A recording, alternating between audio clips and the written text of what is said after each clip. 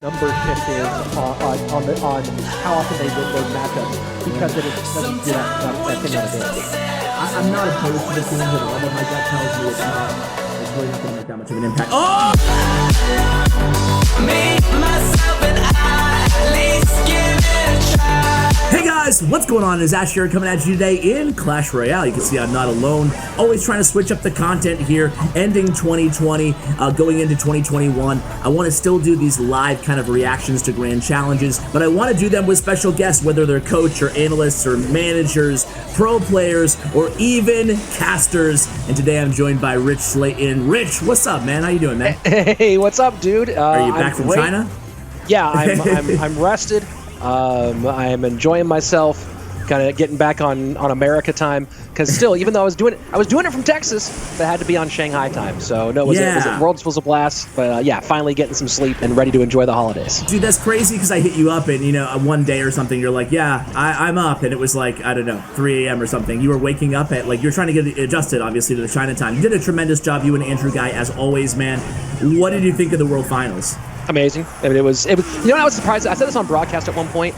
I was worried that it wouldn't feel like World Finals because of it being remote, because of all the things. But once the gameplay started and the virtual studio, and little note, if you ever saw me looking at Andrew, I was looking at the light switch on my wall. It was at the perfect height for me to pretend I was looking at Andrew. Nice job on that. It's all those years of being in Hollywood, man. We're good actors here. Yeah, it's all those little things. Like if I want to, breaking down the fourth wall here, but if I want my viewers, if I want to look at the gameplay, I'm really looking at my wall as well instead of my door, which is over there. Anyway, this is really exciting, riveting, I'm sure, for my viewers right now, Rich. Hats off to you. Obviously, hats off to Team Queso and to SK, coming in second there. Today we're joined by Eragon. You can see he's right now inside a grand challenge. We're 5-1 right now, though. So who knows if we're going to be victorious here, Rich.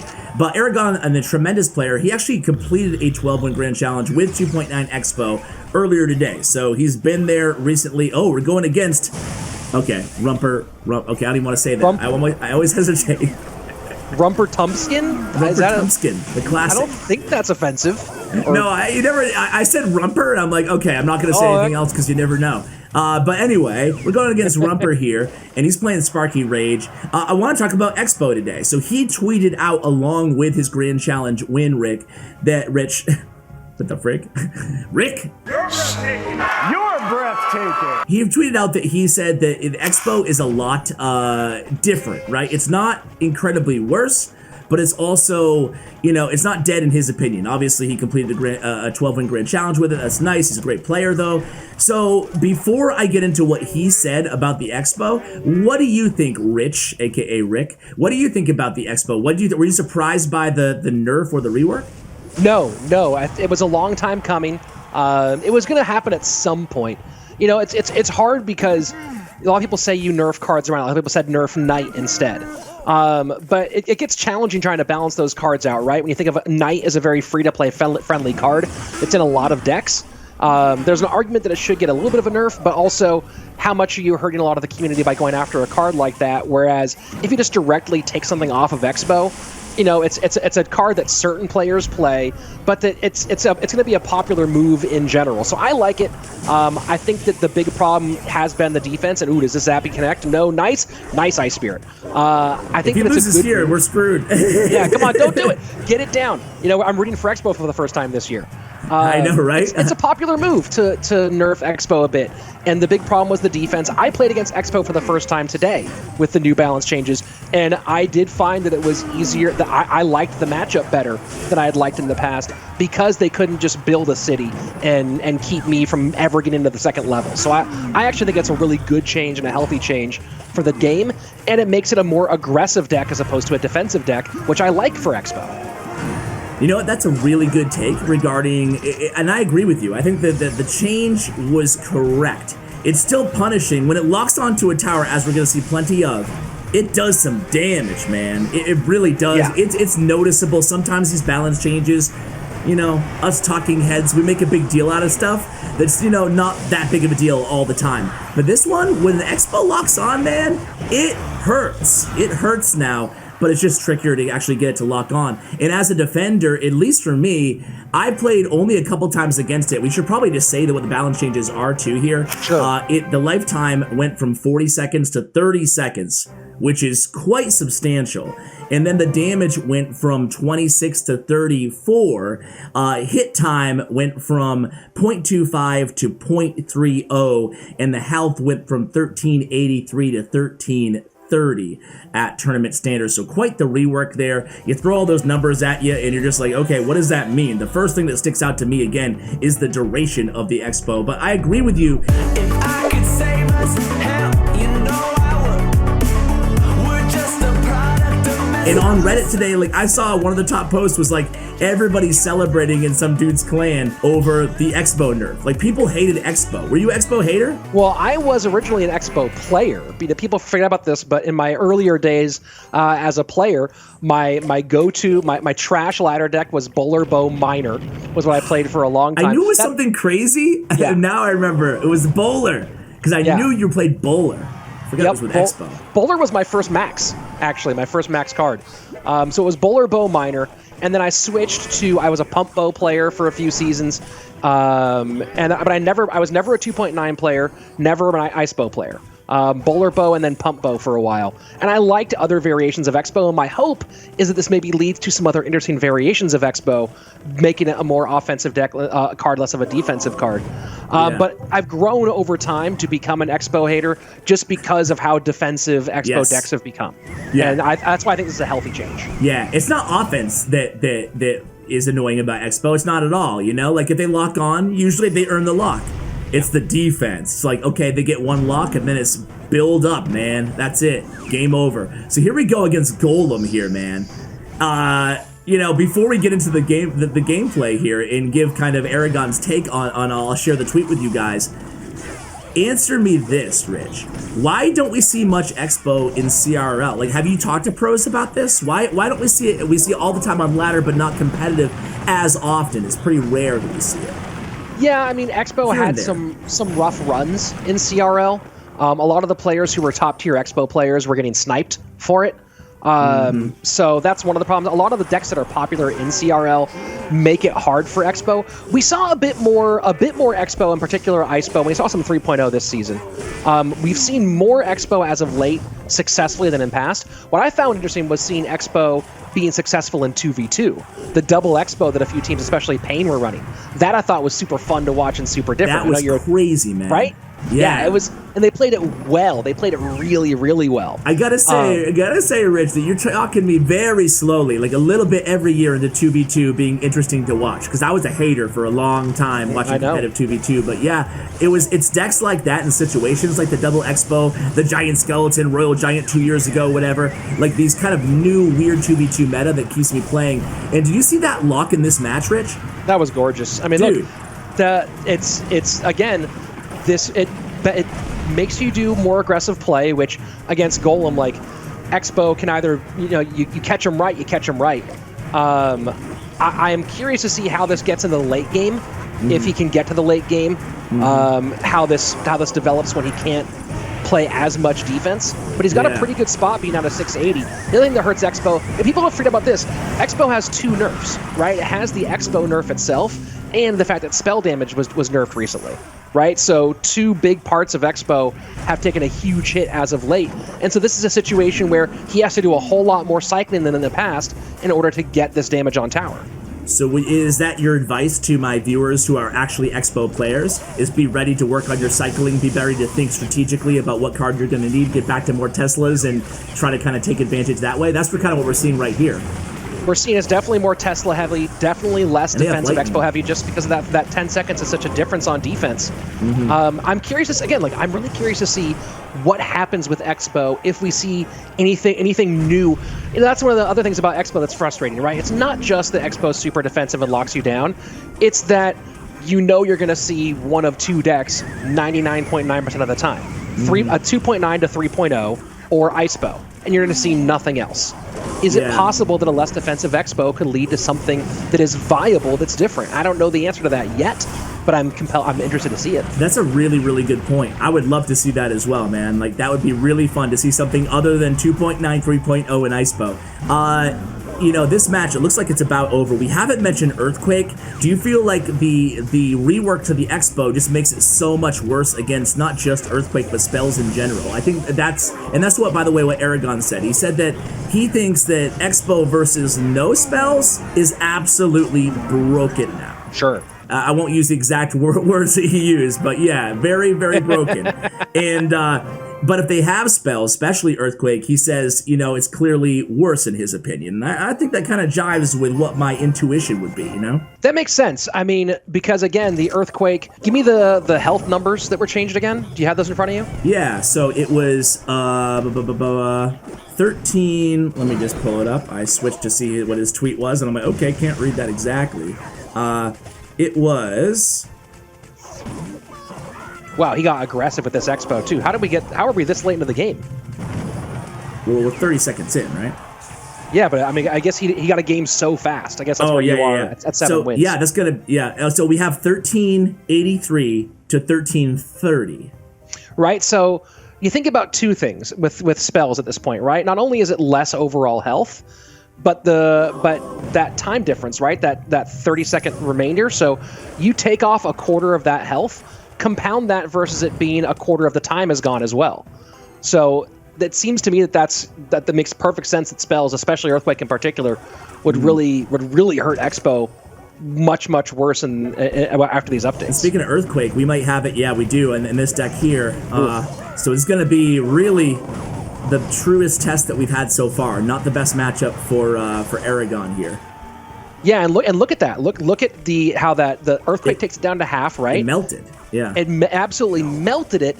And then you think about that, right? So instead of it being 20 more seconds that it has of life potentially on the board, it's now 15 seconds of life it has on the board. Yeah. That's a huge difference. Yeah, it definitely, like, it works like exponentially on both ends, you know, the life and the duration. So I don't know, like, this to me seems like one of the worst, like, I take the Golem matchup a billion times over versus this, you know, and a lot of Expo players will argue that Golem is not even difficult, but especially Earthquake rather, doing so much tower damage as well. I'm sorry, Earthquake doing so much tower damage as well, it's just kind of like a double whammy. Yeah, this feels like a really nasty counter, and I'm wondering how much of this matchup for Eragon at this stage is doing what he's doing right now, trying to get some spell cycle in, and actually just defend against Hogs early on, and not try to go for his Expos until maybe closer to triple, and to try to see if he can outside get a lock, because this is going to be, he has to keep switching lanes. He can't keep giving the Earthquake damage on one side. Man, this is, I'm trying to figure out, I haven't seen this matchup with this yet, and it seems really difficult. This seems like, and this is going to kind of illustrate why, I don't know, man. I don't want to overreact to one matchup or one match. Like, even if he wins this, I'm going to say the Expo's probably worse because there was never a matchup like this, really, you know? Like, this seems just... How do you can't even out-cycle Earthquake. How do you... Yeah. I mean, Hog EQ, look, Hog EQ between the Hog and Alex is doing the right thing here, getting the Hogs on these Expos really fast. Between the Hog, between the Earthquake, and then the Bomb Tower, too, as like a safety net on top of all that, your ability to pick up like crazy. You know, the one thing about this matchup before the duration reduction, right, is that if you can do enough good stuff long enough, you can make him basically, you can outlast his ability to cycle defensive cards down and eventually get a lock on there, and he's not finding a way to do that. And that's because the Expo comes off so much faster. Yeah. I mean, look, he has Knight, he has Hog now back in hand. He's back to Earthquake in one card. Real delivery coming down. Yeah, that delivery getting the archers off is really bad for him. Oof. He did get a 12 win, again, with 2.9 earlier today, but it's so matchup based, man. What do you think of the whole, like, Clash Royale is more rock, paper, scissors than ever now. Sure. You know, what do you think of that? And does this kind of make that point for people? Dual mode. Dual mode. Anybody who listens to, and here we get a lock. Oh! That's a really significant lock with 45 seconds Did a left. lot of damage too. Now it's going to be a race here. Well, he's also against the log EQ no snowball version, right? So that actually makes this much more interesting. Of course, EQ out DPS is the fireball, but he's not against snowball, which does give a better shot here potentially of staying ahead. Oh my god, dude. He's got a Tesla again. Yep, he can't earthquake the Tesla. Nice placement there. Eragon playing out of his mind here, trying to extend this video. I don't know. I'm trying to do the math right now. 15 seconds left. Tesla high. There's both log in each direction. He has it. He's fireball log. He has a fireball log. Yep. Dude! Come on. Again, like how often do you find yourself rooting for Expo in 2020? Right? Let's go, dude. Oh what a my game. word! What a Eragon, my man! Let's get it. I love it, man. Now I can talk to you more. fun. Dude, Rich, do you have, not to put you on the spot, man, feel free to pass this on this question, Sure. but do you have a favorite Expo player of all time? Do you know, is there anyone who you're Crafter. like, yeah? Crafter is, and it's I don't know like where you rank him all overall in Expo players, but he's a darn good Expo player who was in my clan for a lot of years, and so I just special place my heart for him as an Expo player. He's fun to watch. Yeah, obviously I really, there's the greats, but Crafter's one of those guys who's like, if you're making a list of like 20 amazing Expo players, he probably makes the 20-man list. Crafter? Yeah, Dude, I'm putting Crafter top 5, man. Maybe I'm crazy. there you go. Because I thought you putting him at number 1 was respectable. I mean, I would put Lemon Tree there personally. Yeah. But, you know, or you know, if we're concluding all Expo, I would put Carnage. You know, I'm always reticent to like overrank somebody. Yeah. Just especially because of being a CRL caster. Yeah, Whereas yeah. People will get at me and be like, "Oh my, you know the level of people like, oh, this guy doesn't know what he's talking about." But no, Crafter. I've always thought Crafter's great. We were both in non-meta Musketeers together many years ago, and so yeah, old school clan, man. Yep. There we go. Shout out, man Chachi. Lion was on the channel from non-meta Musketeers a long time ago. Anyway, I'm doing too much reminiscing here. It looks like. Oh, and that cage is yuck. There we go. Is this Lava Hound? It's gotta It be. feels like it. Yeah. It feels like it with the Night Witch, and the Miner. And I'll tell you, even against that Barbarian, that Expo kind of put in some work, and it's going to get a little baby lock on there, but enough to do. I mean, that damage significance, just because it's firing so fast, doesn't sound like much on paper, but... Yeah. No, it's legit. It's legit. Yeah. And again, it rewards more aggressive play, which is my whole hope with Expo. And I wonder, I'm trying to think of like you asked the question earlier about Expo not being very successful in CRL. Expo had its moments. Mm-hmm. I think the meta overall continues to shift to deal with the Expo problem, is the best way to put it. There was a time when Expo was pretty good. It was like it was somewhere in 2019-ish where Expo started getting good again. I think it's one of the problems where like you also can think about why aren't a lot of cards, even with the musky buff, right? Why didn't 2.6 ever get good? And part of it also is just people know the matchups really well. Yeah. ISPO had more success because you get like some really good matchups in CRL, and we saw some good success with ISPO. 3.0. It's harder matchup wise, or 2.9 or 3.0, and then also it's harder matchup wise than ISPO. You can't like lock it down and spell cycle the same way, and then also everyone just knows the matchup, and that's harder. It's very interesting. Oh, that Miner was late there. Looks like another victory for Eragon here, moving into 9 wins. Not too bad. Still so impressed with that victory, but it's a good point there because you don't see a lot of meta decks, frankly. You don't see a lot of ladder decks in CRL. I mean, occasionally, but you don't see it much like P.E.K.K.A. Bridge Spam. It's kind of, a lot of graveyard. I feel Let me tell you the parable of the meta deck in CRL, and that is Royal Giant Furnace in spring of 2019. And I kind of famously railed against Royal Giant Furnace because RG Furnace, the two variants, both the Guards version and the Lumberjack version, were the two most played decks in the spring season of CRL West 2019. And they both had dismal negative win rates. And I'm talking, one of them had like a 27% win rate or something like that. It was, but they were the most played, and players kept on playing them to the point where I was yelling about it on broadcast. Yeah. Like, why are you doing this? So, and people did you ever hear an argument for it? comfort. People were comfortable with it. And, you know, when you're with the schedule that we had for CRL, the number of decks you had to have ready, eventually, every once in a while, you're just going to play something you're comfortable with because of stress, because of the number of decks you're prepping, whatever it might be. I think that deck in particular separated the wheat from the chaff in head-to-head competition because the players who had deeper deck pools, in general, I think better players didn't lean on RG Furnace and got a whole lot more value. Very good point there. Let's go ahead and cut here until we find our next match. All right, so we have a match here. Rich Slaton, by the way, guys, shame on me. I want everybody to do me a huge favor right now. Pause the video, go subscribe to Rich Slaton's YouTube channel. It'll be linked below. And man, I mean, do you want to give him a shout out in the video? Oh, this is the not Bad Boys? sponsored. Yeah, not a sponsored video. I have been talking about these sunglasses for years. But yeah, I'll give a big shout out. Gooder, dude. Gooder sent me their whole. I have a new esports line of sunglasses. I've been wearing these for like 5 years. I'll show you the shades too, not just the blue blockers. But seriously, they sent me all of their esports stuff, and those blue blockers. Check out these bad boys, by the way. Oh, you're looking sharp, bro. These are fresh. They're my favorite sunglasses. Like, they don't come off. They're for running, so if you shake your head a bunch, they won't move anywhere. Nice. But the blue blockers, you know, casting 16 hours of CRL in a row. And again, I just want to point out, this is not a sponsored video. Ash just knows how much I love sunglasses. Unless Gooder, if you're watching. Gooder, if you're watching, this is just because I love you guys. Look at this though. So 16 hours of casting CRL. My eyes if you saw how my eyes are red all the time when I'm casting. I've heard of these. Like, I'm not that much of an idiot, but I'm a little bit of an idiot. So what's the deal? It's blocking blue light or something? Yep, blocking blue light. So it just saves your eye strain and fatigue. I was getting headaches. I was getting like a bunch of eye strain, and then these came literally like 36 hours before CRL started for World Finals. And so you saw the whole first day I was wearing these on camera the whole time. And then day 2 I was putting them on in between shots, like when I was on camera versus when I was just casting.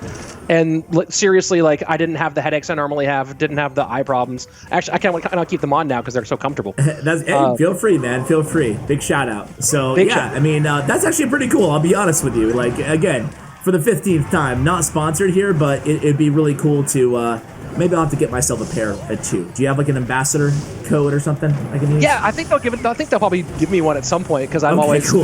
Now they will.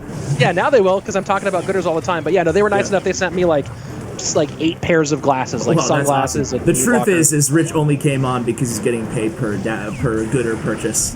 Yeah, there you go. We gotta plug this hard. All right, so here Lava Hound again.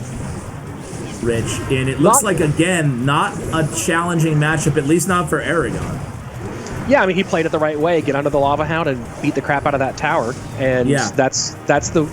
And again, what's nice about this one is you get more damage, so you get more of your damage in time, right? So against Lava Hound, I almost wonder if maybe this is actually a benefit against Lava Hound rather than an adverse effect, because now you get that same damage in faster. Yeah. Actually, it does seem like a pretty significant buff in against air matchups, Lava Hound in particular, because like you said, they're lacking ground cards to distract. And all it takes is really one lock once they drop the Lava Hound, which a lot of players do early, especially, right? Oh, and he's already in another match. Sweet. Let's do it. Let's go. I love this, man. This is the best Grand Challenge wait times I think we've ever had, which is great. Well, it's new season, dude. It's the brand new season, so everyone's trying to get them in. It will be, so that's true, because if you can get that lock on, once they drop Lava Hound, they can't play Barbarians, they don't have enough elixir. What do you think of the other balance changes, Rich? Do you want me to run through them real quick? Yeah, let's run through them, because I think this was a really there was a lot, so yeah. So we have our first expo there. It looks like against, okay, I was going to say Pekka Burst Spam. What? No, against just... this Royal Hogs EQ deck. Royal Hogs EQ, but we do get a lock there. Yeah. He can't get around to Earthquake as fast. So this is going to be... I think this might be good for Eragon, especially if he gets a nice advantage like this in single. How much damage that did, man. That's What do you think that damage would have been, a week ago? Do you think it would have been like 1,600 or... Well, the hard part is it would still be ticking right now. That's true. So that's the weird place to balance it out. Yeah. It would still be ticking in. It would force Joshua to either eat all that damage or spend. So now here's the interesting question, right? Is because it ticks down faster, did Joshua decide not to spend there because he knew it only had 4 more seconds on the board rather than 14 more seconds? Good point. All right, so we have guards, rework. Health went down and hit time went down. I think the guards rework is an interesting one only because single target damage dealers aren't very popular right now. So, yeah. you know, when mini P.E.K.K.A is huge and P.E.K.K.A is huge, guards get more playability. So I don't really know what the impact of it will be.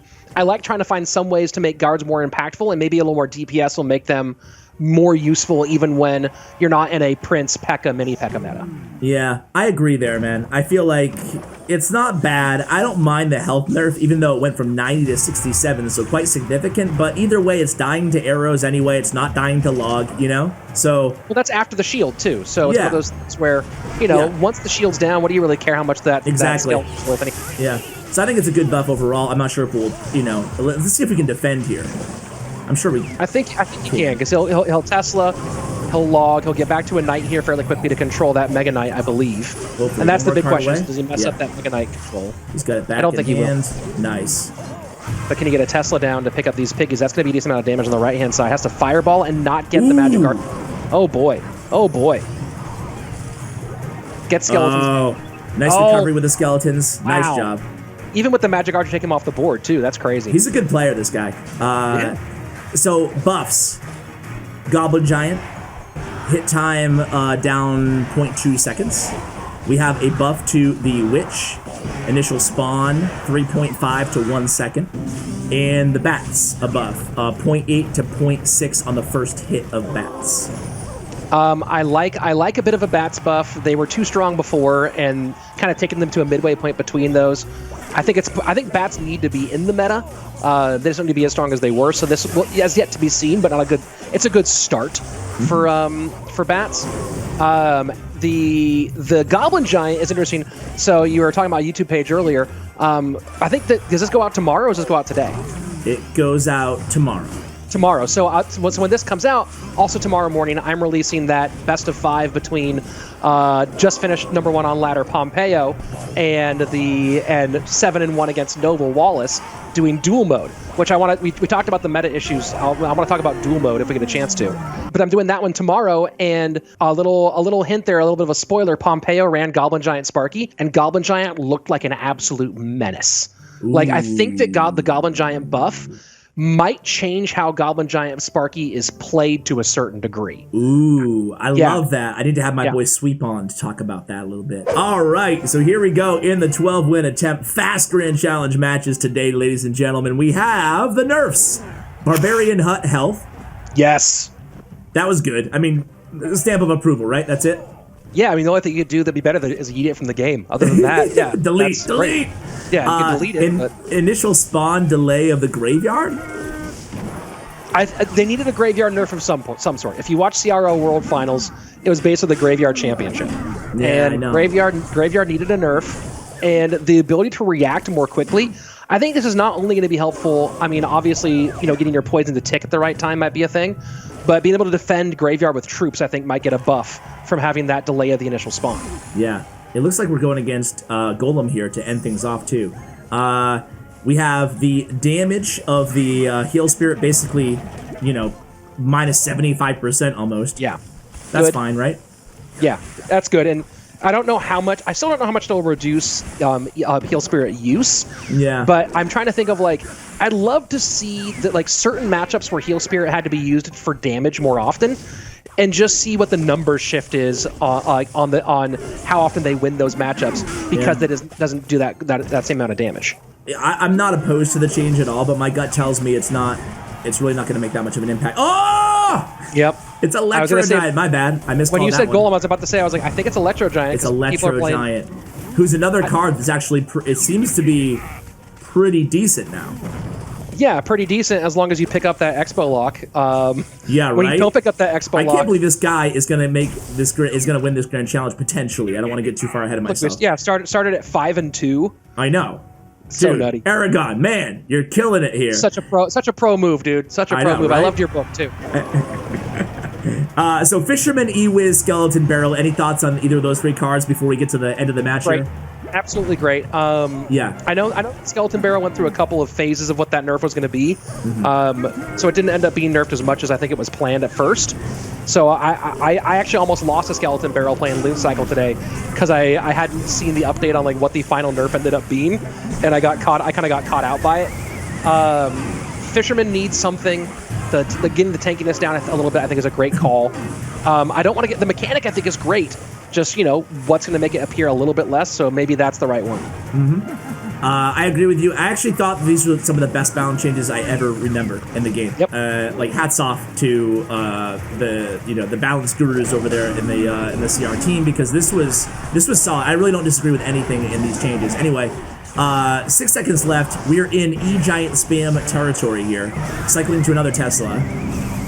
This is where the Electro Giant gets kind of nasty. Yeah, we get it though. But yeah, you're right. He's like okay, we get this. So we have it. Does he get past the cage? Dark Prince down. This deck is a little bit nasty, man, in terms of being able to pick up Expos, because you have so much beef, right? Yeah. You have the cage, you have the Dark Prince, you can bar barrel right onto it, and he doesn't get anything down. Man, what a game! What a grand challenge! Gets it done, dude. Huge hats off to Eragon. First of all, guys, check out his stats and profile, link statsroyale.com, and go follow him on Twitter. He's a really good guy, and this is the second time on the channel, second time he's impressed the hell out of me, honestly. And bigger shout out to Rich. Rich, I'll tell you what, I want to leave this video with a teaser, right? Because you were fantastic, man. You killed it. I'm going to have you on more often. Selfishly, I'm like, this guest is great. I'm sure my viewers agree. So after you're done subscribing to Rich Slaton, make sure you follow him on Twitter as well. And let's go ahead and bring you back on and talk about kind of rock, paper, scissors a bit. Want to do a whole video on that? Yeah, let's do a whole video on that. And you know what? I'm doing a bunch of dual mode videos on my channel. I'll bring some of that footage so we can talk about how the dual mode stuff maybe will offset that to a certain degree, because I think that it will. Fantastic. So guys, that Pompeo Wallace video should probably be live at the time of this recording. Perfect content to watch right now since you're done with this video. I'll have it linked in the description below that video as well.